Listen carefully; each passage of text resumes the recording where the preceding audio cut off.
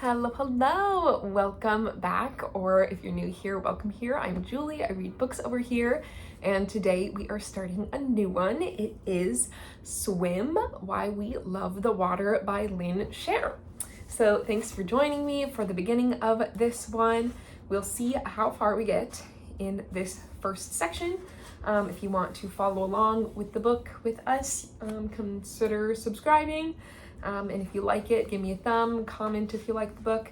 And I'm open to suggestions for our next read, which will be a fiction or upcoming nonfiction reads.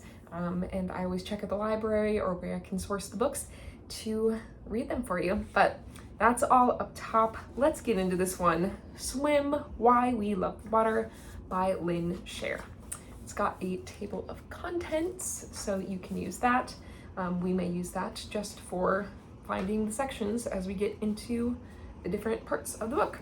All right, page 1, chapter 1, diving in. The sea surrounds me, a warm expanse of regal blue with gentle waves that barely stipple the surface.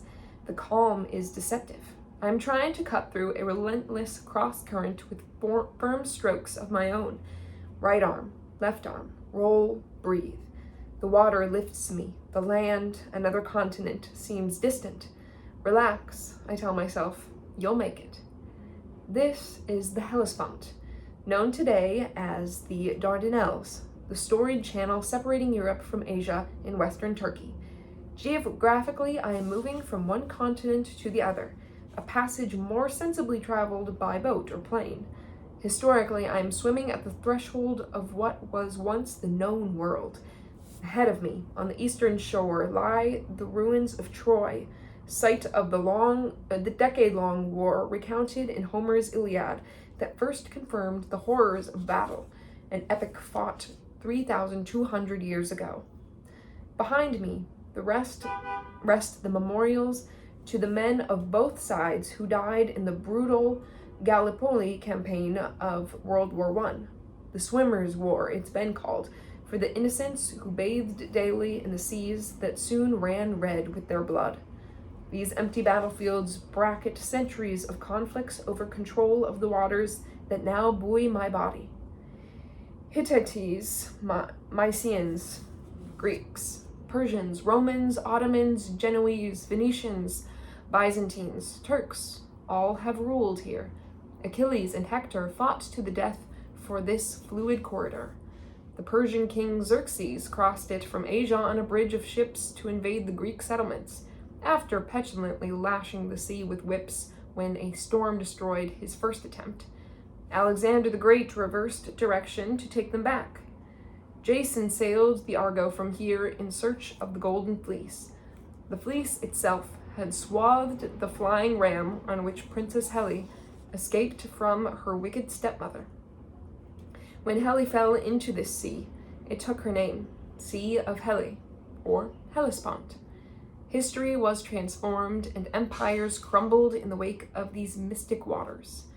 The Hellespont has always been the route to something bigger, another conquest, another country, a new continent, a new adventure, and the legendary tale of tender new love. I've got a picture. Leander swims to Hero, waiting in her tower. One summer evening, so long ago that the date has been lost, an energetic young fellow named Leander met a beautiful maiden named Hero and fell in love. At first sight, as the poet Christopher Marlowe later wrote, thus delivering a lasting definition of romance. She was a priestess of Aphrodite, a virgin destined to remain chaste in her tower at Sestos on the Greek shore. He was a townie from Abydos on the Asian side. No way, said the elders. These waters exist to keep you apart, which is not the sort of thing young lovers like to hear. So, every evening, our hero, Leander, leapt into the water and swam across for a night of secret romance with his hero. She hung a lantern to light his way. He arrived gasping and briny, rank with the smell of fish. A few drops of rose oil, and they fell into bed together. At dawn, Leander slipped back into the Hellespont to swim home undetected. One night, the fury of approaching winter roiled the winds into a storm dousing Hero's lamp. The sea spun, the waves roared, and Leander, unable to find his way, drowned. When his body washed ashore the next morning, Hero, overwhelmed with grief, jumped from her tower to join him in the afterlife. A double tragedy for this aquatic Romeo and Juliet. But their loss of life was folklore's gain. The doomed lovers became the co-stars of the most famous swimming myth in Western lore. The poet, George Gordon, better known as Lord Byron himself, a master swimmer with a fascination for all things classically Greek, was intrigued. Could it have happened? Was it possible to swim across these rough waters? On a Mediterranean journey in 1810, he decided to find out. Enlisting an officer from the frigate to join him, Byron made the crossing on his second try, establishing the Hellespont as a romantic challenge and becoming the poster child for overachieving swimmers across the globe. His companion, Lieutenant William Eckenhead, beat him across by 5 minutes, but disappeared from the record books after he drowned during a drunken celebration of his promotion to captain sometime later. Byron, on the other hand, boasted endlessly about his accomplishment and put the Hellespont at the top of the list of waterways he'd swum. London's Thames, Venice's Grand Canal, Switzerland's Lake Geneva. "I plume myself on this achievement," he wrote to a friend. "More than I could possibly do on any kind of glory, political, poetical, or rhetorical." So, what am I doing here on an August afternoon, 150 miles southward of Istanbul, 5,000 miles from New York, my home? The Hellespont is a critical passageway, the final conduit of the unbroken flow from the Black Sea south through the Bosporus and the Sea of Marmara on its way to the Aegean. Nearly 50,000 tankers and cargo ships funnel through here each year, one of the world's busiest and swiftest freight lanes. Mind the currents, I've been told, or I could get swept out toward Greece. Mind the critters, I've been warned. Stinging jellyfish and other natural enemies also swim here. But its lure is magnetic. I, too, am captivated by the classical world and have dusted off my college Greek to read up on the history. I, too, love to swim and am drawn by the passion of my predecessors. And at a stage of my life when I have more time to explore and mightier muscles to rely on, I, too, like a challenge and want to test my body and mind in these iconic waters. After years of tracing familiar routes at my own pace, what would it be like to dip my toe into an alien ocean, to tackle a distance far beyond my longest laps? Will I find what blind Homer, writing some 400 years after the Trojan War, called the Riptide Straits of the Hellespont, or what Shakespeare, who never saw it either, dismissed as its easy current? Can I transfer years of paddling in perfect pools and lovely lakes and East Coast seashores to this wild strait dividing Europe and Asia? Can I, too, swim the Hellespont? Here is a picture of the map where it details where this strait is. Top of page 5. Swimming is my salvation. Ask me in the middle of winter or at the end of a grueling day or after a long stretch at the computer where I'd most like to be, and the answer is always the same: in the water. Gliding, weightless, slicing a silent trail through whatever patch of blue I can find. Tell me, as the medical world does from time to time, to think of something pleasant and count backwards, and I'm back in the drink, enveloped by an ocean, a lake, or a turquoise box, carving long and languorous laps that lull me into serenity. At one level, it's purely sensual, the silky feeling of liquid on skin, the chance to float free, as close to flying as I'll ever get. the opportunity to reach, if not for the stars, at least for the starfish.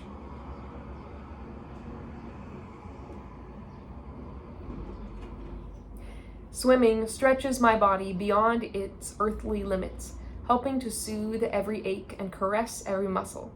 But it's also an inward journey, a time of quiet contemplation, when, encased in an element at once hostile and familiar, I find myself at peace, able and eager to flex my mind, imagine new possibilities, to work things out without startling interruptions of human voice or modern life. The silence is stunning. Have I mentioned that I'm a Pisces? Over the years, I've managed to satisfy my cravings in an eclectic collection of international waterholes. I've swum in an outdoor heated pool during a snowfall in Utah, and from a black volcanic beach in Greece, in a stream-fed pond in the mountains of northern Kenya, and in the cool aquamarine of a pool in the Australian desert. I've shared the sea with flabby Soviet matrons in the Crimea and alternated lanes with perfectly molded starlets in Beverly Hills. At a beach resort on Koh Samui in the Gulf of Thailand, I had my choice of an infinity edge pool with fresh water, a freeform version with salt water, and the gorgeous Gulf itself. I have never had a bad swim, but I choose carefully. Once, planning a trip to Mongolia, I contemplated a dip in the cerulean depths of Lake Kuzgul, a pristine alpine wonder about the size of New York's Long Island that is visible from the space station. It is the second largest lake in Asia, after Russia's Lake Baikal, supplying 2% of the world's freshwater, and I saw a perfect addition to my repertoire. What I hadn't planned on was the ice, still keeping the waters frigid in June. I kayaked instead. Swimming is, in short, an obsession, benign but obstinate. How do you get through the day if you can't throw yourself into water? Asks a character in playwright Richard Greenberg's The American Plan, and swimmer after swimmer tells me that she or he just doesn't sleep as well without a swim. That it restores their sanity from the world, from their kids, from themselves. That it's not something they can skip. I'm sure I'd be an alcoholic if I didn't have the swimming pool, says Esther Dyson, the high-tech guru and venture capitalist who has been swimming laps daily since she was 18. It's my reset button. Over brunch, after that morning's swim, she tells me she used to write notes for her groundbreaking newsletter in between laps. Keeping the paper dry on the bench, she still stays only at hotels with pools, posting an image of each on the web. Others turn up in her dreams. Sometimes it's a moat, and I just keep swimming, she says. Sometimes the pool is empty, just pavement. That's anxiety. The lane line keeps us centered in more ways than one. The rhythm of our strokes brings to order to our senses. From a purely aesthetic view, swimming works magic. Henry James once said that the two most beautiful words in the English language are summer afternoon. And the word swimming, and the day blooms even more grandly, especially if the fluid is as lucid as poet Anne Sexton described it. Water so clear, you could read a book through it. The British writer Charles Sprawson, whose elegant meditation Haunts of the Black Masoor has become a cult classic among the water-obsessed, defines the historical swimmer as someone rather remote and divorced from everyday life, devoted to a mode of exercise where most of the body remains submerged and self-absorbed. Swimming, he writes, appealed to the introverted and the eccentric, individualists involved in a mental world of their own. When I telephone him at his home in London to express my admiration, Sprawson confirms that he's describing himself. Group swimming is not for me, he says. I like swimming in odd places with legendary backgrounds, like the Hellespont, which he's crossed twice. It will be jolly nice, he encourages me before I go. It will give you time to think. All right, picking up at the page break on page 7. Swimming forces you to focus and sets the mood to meditate. It allows you to dream big dreams. Silent film star and swimming champion Annette Kellerman, whose invention of the one-piece bathing suit in the early 1900s made women as agile as their male mates in the sea, wrote, "Swimming cultivates imagination. The man with the most is he who can swim his solitary course, night or day, and forget a black earth full of people that push." Or, as Henry David Thoreau put it, we should each explore our private sea, the Atlantic and Pacific Ocean of one's being alone. Even the suggestion of swimming can be stirring. Watch a swimmer pass a building with a pool. The whiff of chlorine produces a wistful smile. Sit with swimmers when a TV commercial shows someone in the water. They actually stop and watch. It's something where you can exert yourself and feel incredible afterwards, explains a former coach. If you go out for a really hard run and give yourself the same exertion, you can't eat. You feel so miserable, all you want to do is cool off and drink. If you have a great swim workout, you want to go have a feast. Look at people's faces when they leave the athletic club. The ones who walk out looking like they feel great are the ones who just swam.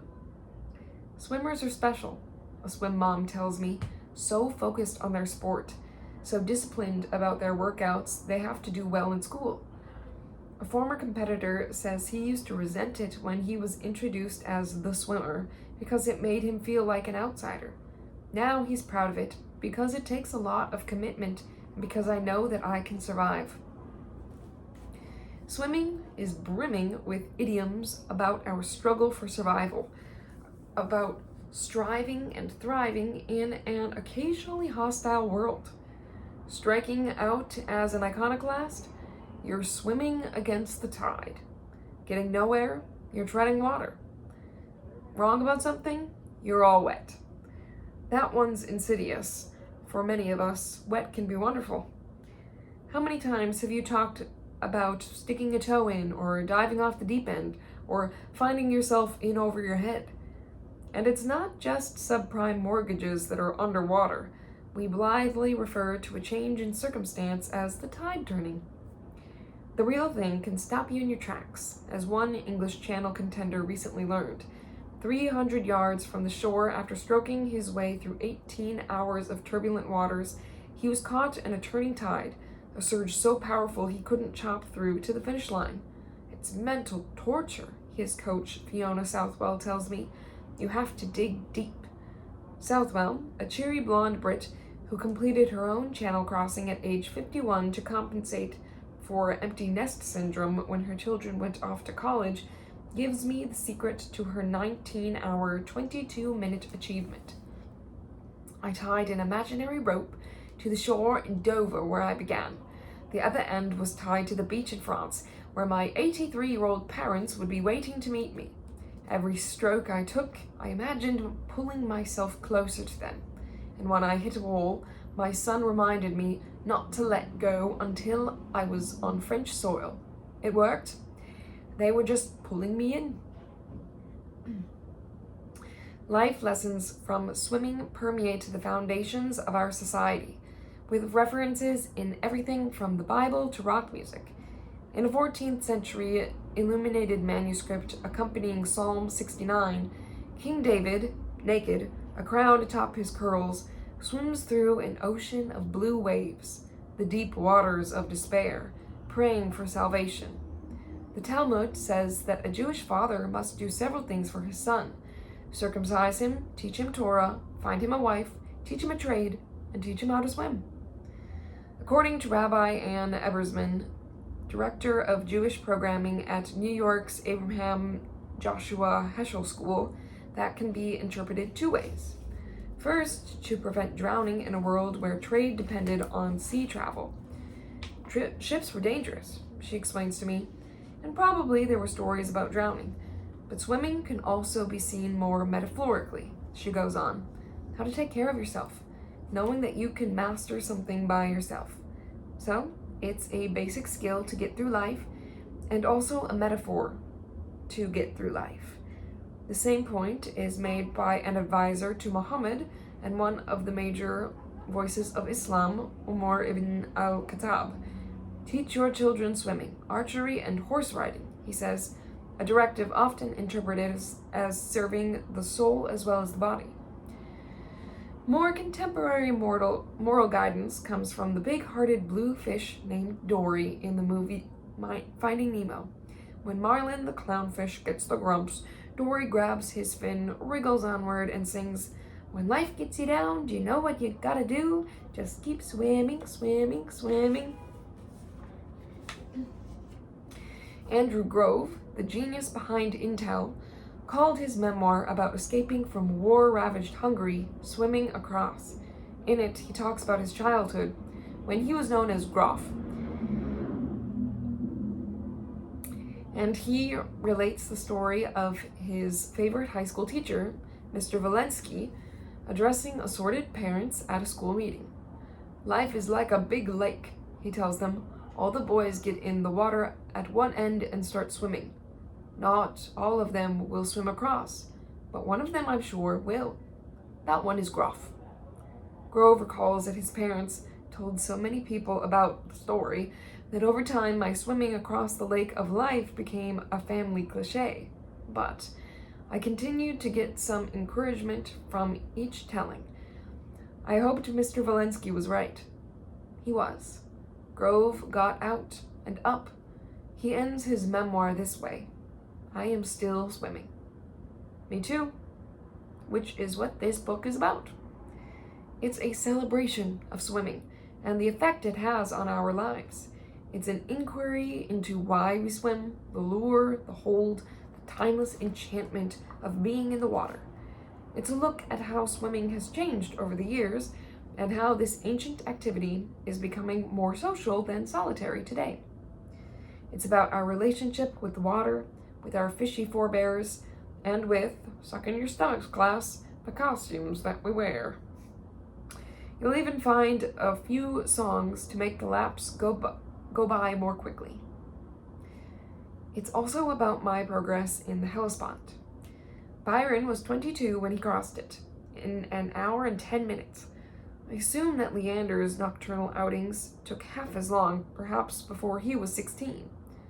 I vaguely remember both those birthdays, and I'm hoping to finish before my next one removes me from my 60s.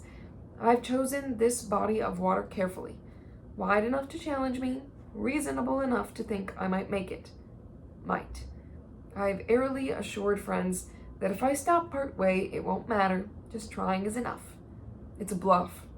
I'm not used to failing. Never mind that I've swum no further than half a mile or so at a time for decades, and that some of my strokes are unreconstructed leftovers from summer camp.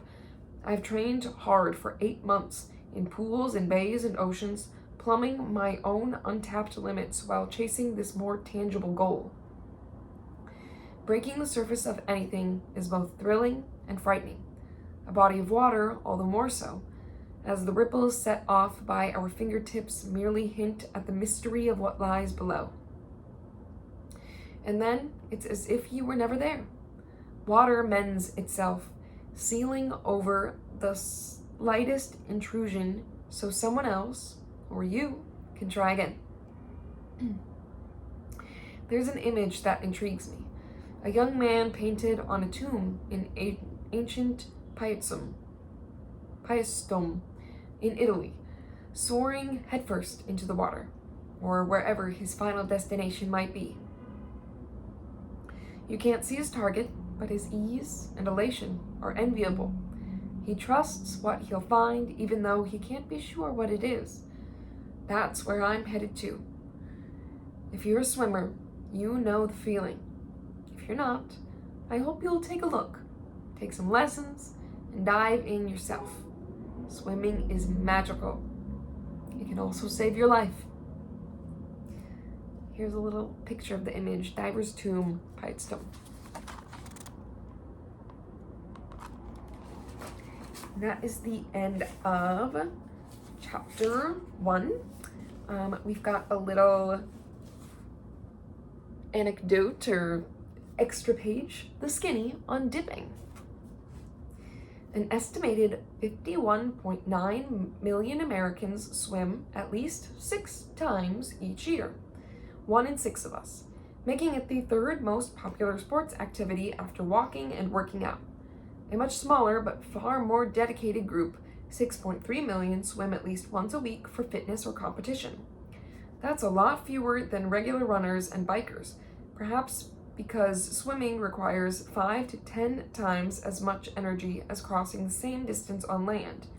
Or maybe it's about getting your hair wet. We splash about in nearly 10.4 million residential pools and another 300,000 public pools across the country.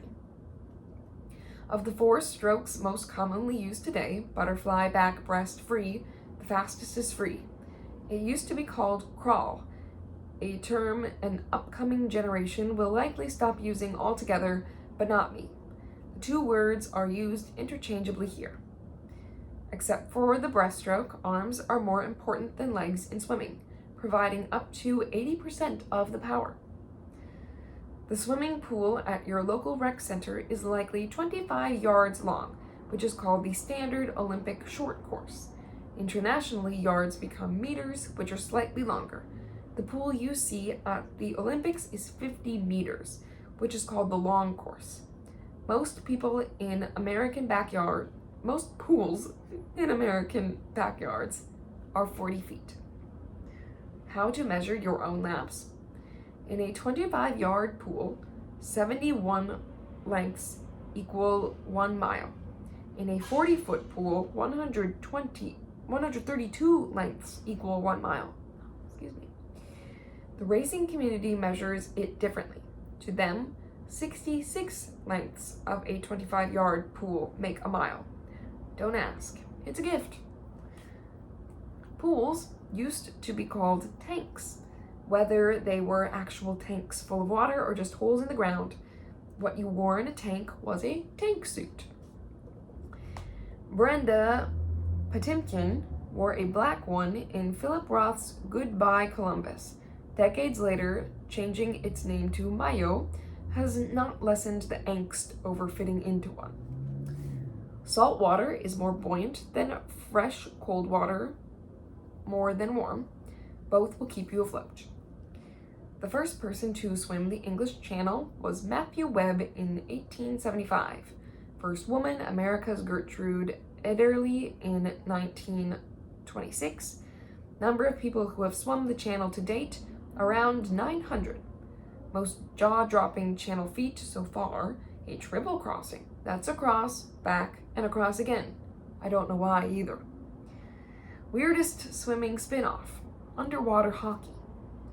Best swim gear ever invented? Goggles. Most annoying thing about swim gear, caps don't keep your hair dry. Myths about swimming infuse many cultures. The one about Hero and Leander is about as fact-based as the ones about mermaids and mermen. Here are some more. A drowning person does not go down 3 times before succumbing. It could be only once, or 33. Witches do not float better than regular people, despite the devilish punishment devised by ignorant authorities in times past. They called it swimming the witch, dunking the accused, who was trussed like a chicken and often weighted down in a body of water. If she stayed aloft, she was guilty and died. If she sank, she might die anyway. Eating before swimming is not recommended, but it will not cause you to drown. You do not have to wait 1 hour before plunging in. But don't tell your kids. Better they should digest. Contrary to urban legend, an episode of The Adventures of Pete and Pete on Nickelodeon that revolved around a chemical agent that reacts with human tinkle and turns into a green slick There is no known chemical that turns green or any other color when it comes in contact with bodily fluids in the pool, unfortunately. That was on page 13, the end of those Skinny on Dippy. All right, chapter 2, Water Babies, on page 15, starting with an image of a sculpture, or a spoon, I guess it says. Egyptian spoon. Egyptian swimmer-shaped cosmetic spoon. All right, water babies. We swam before we walked or breathed, but then we forgot. Over and over again, the same thing happened outside the womb.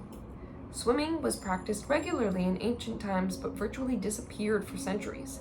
It finally resurfaced in the modern world, rising and falling like a wave and periodically getting rediscovered. If only we'd paid attention to the handwriting on the wall. Thousands of years ago in Egypt, swimming was so familiar that there were several hieroglyphs for it.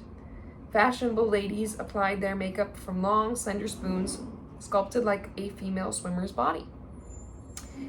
And on the walls of the so-called Cave of the Swimmers in the Eastern Sahara, images of plump bodies jauntily stroke through the prehistoric waters that once irrigated the area.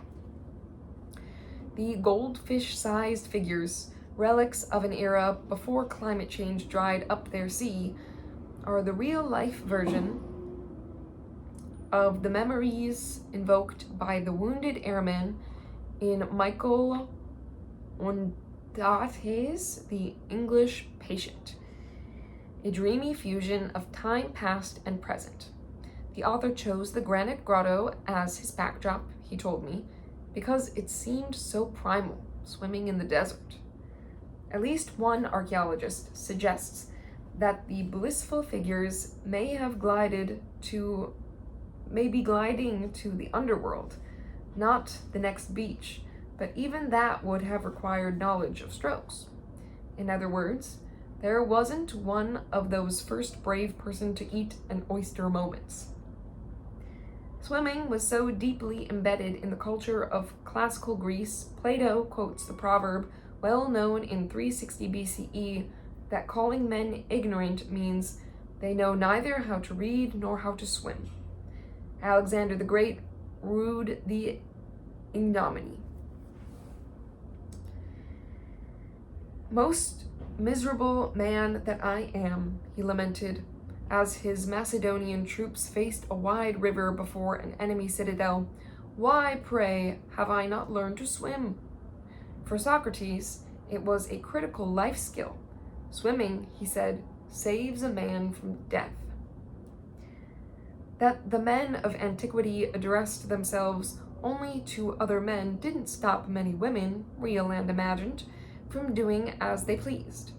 The Theban princess Amelie, who holds special status in Greek mythology as the only mortal parent of a god, Dionysus, was a graceful and accomplished swimmer who could glide across a rapid stream without getting her hair wet, and wash off the terror of dreams with one plunge into the water. A group of young Amazons, those too good to be true women warriors, are painted sliding through the sea on a red and black vase, sharing an afternoon of pleasure with a pair of equally serene fish. 2 bathing caps hanging from unseen hooks remind us how little things change. Swimming converted young men into heroes. Roman noblemen taught their sons how to swim, a lesson in the manly arts. The centaur Chiron trained Achilles in an age when the storied acts of immortals reflected on earthly activities of humans, and a compelling section from the Odyssey is a portrait in heroism. Odysseus is trying to find his way home. After 10 years of war at Troy and 7 of sea travel, when Poseidon stirs up a battering storm, the weary warrior is tossed into the wine-dark waters for more than 2 days. A friendly goddess gives him a life-saving scarf, and Athena calms the winds.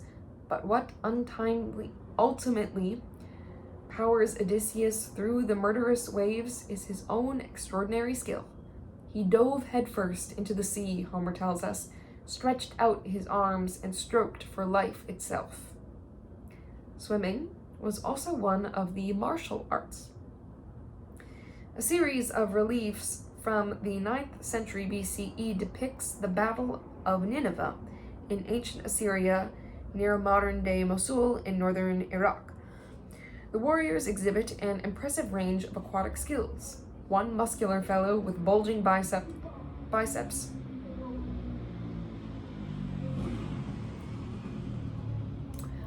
tows a boat full of people. Several others steal across the water atop inflated goat skins called musuks, the inner tubes of antiquity, packing quivers and shields on their backs. A raft of reserves prepares to join the invasion. All this while dodging schools of fish, some of them human-sized. Further east, and many centuries later, a Chinese bronze from the turbulent Warring States period depicts a fierce naval battle. Two ships face off, prow to prow, as seamen on board fight with long spears and short swords. Shift your gaze below deck, way below deck, and you find 3 lithe swimmers ready for combat beneath the hulls. These early precursors of our Navy SEALs are among the first depictions of human swimmers in China. Once again, giant fish authenticate the tableau. This is an image of that tableau, with them fighting with the swords, and then the swimmers and the fish underneath. Bottom of page 18. In Greece, at least one major military victory is chalked up to swimming.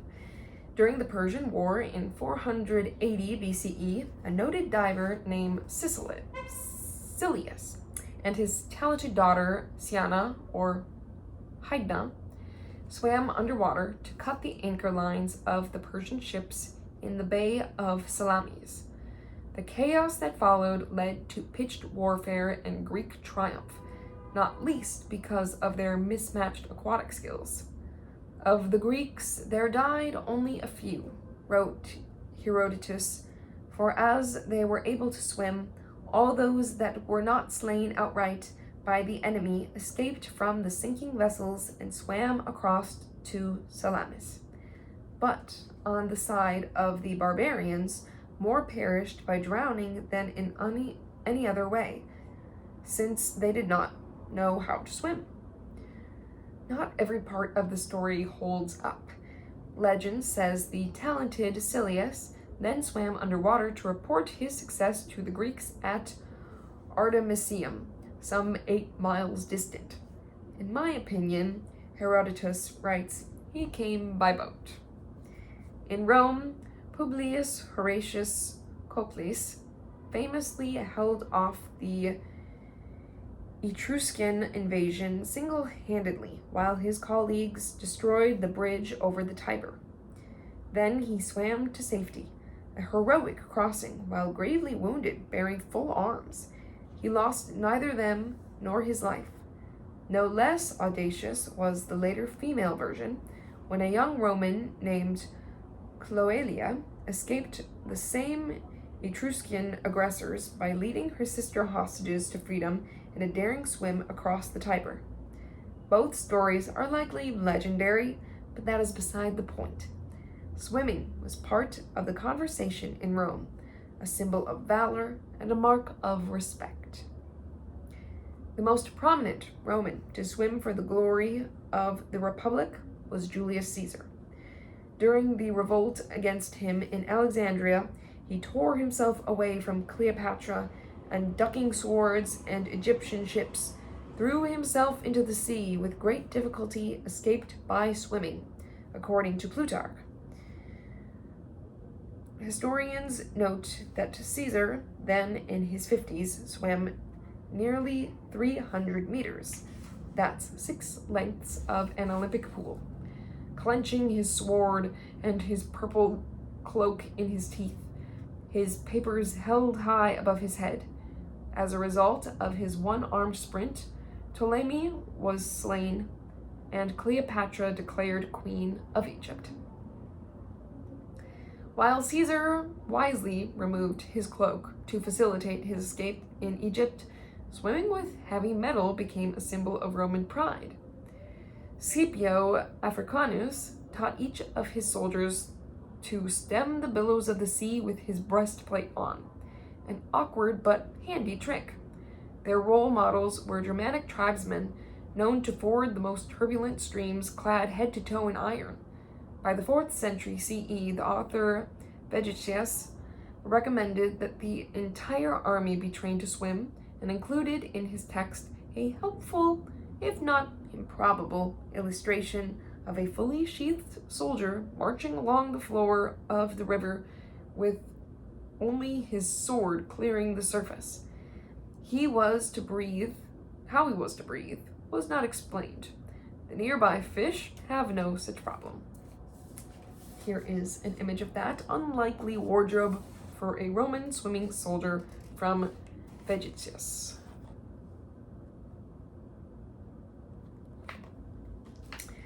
Soldiers stayed submerged through the next millennium. The fictional Beowulf spent 7 nights in the sea in a coat of mail, while balancing up to 30 changes of armor. Sir Lancelot, King Arthur's bold knight of the Round Table, faced a similar challenge but claimed he could pull it off with ease, as reimagined in the Broadway show Camelot. In the charmingly arrogant C'est Moi, his character boasts that being invincible meant one of his impossible deeds was to swim a moat in a coat of heavy iron mail, a coat weighing at least 50 pounds. Even Lancelot understood that was as daunting as slaying a dragon, with potentially mortifying results. Lancelot's colleague, Sir Gawain, clad in a helmet and iron greaves, once tumbled into the deep water surrounding Lady Guinevere's castle and bobbed around helplessly. One moment he rises, and the next he sinks, wrote Chrétien de Troyes, describing the warriors' efforts to retrieve him. One moment they see him, and the next they lose him from sight. The hapless Gawain was finally finished out with long hooks and branches, a soggy, silent night. That's how swimming moved to the Middle Ages, as a military function. It mostly took place in moats, which were designed to keep people out. Some historians blame its decline on the Church, which censored everything from the revelries of Rome to the curves of the human body. Some say the ban on mixing water and flesh, even bathing was seen as a pagan ritual, was due to misguided medicine, with terrifying warnings of disease lurking in contaminated water. The ignorance and charges of immorality worked. With rare exceptions, swimming vanished as Europe plunged into intellectual darkness. And as my voice kind of peters out, that is where we will stop this section with a page break on page 21, a little bit into chapter 2. Hope that you enjoyed this first section of Swim, Why We Love the Water by Lynn Sherr, and I will see you next time. Bye.